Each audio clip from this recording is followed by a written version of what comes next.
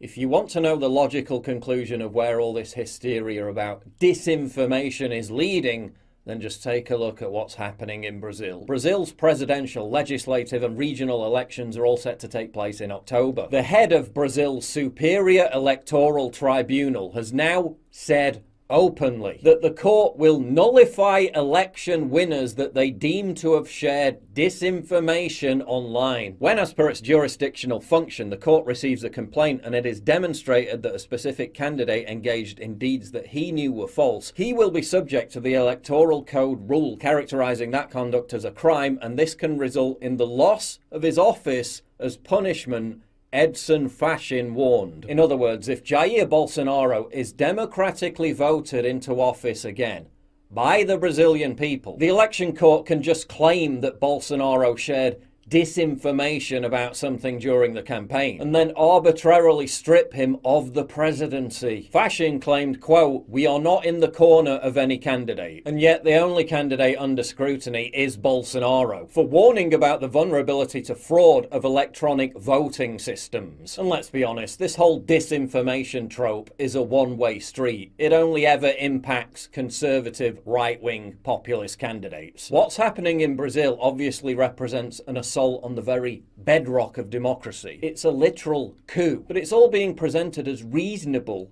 under the guise of stopping the spread of disinformation. And it all comes back to the same point time and time again. Who decides what's disinformation? The federal bureaucracy, the deep state, the regime. Gee, what could possibly go wrong?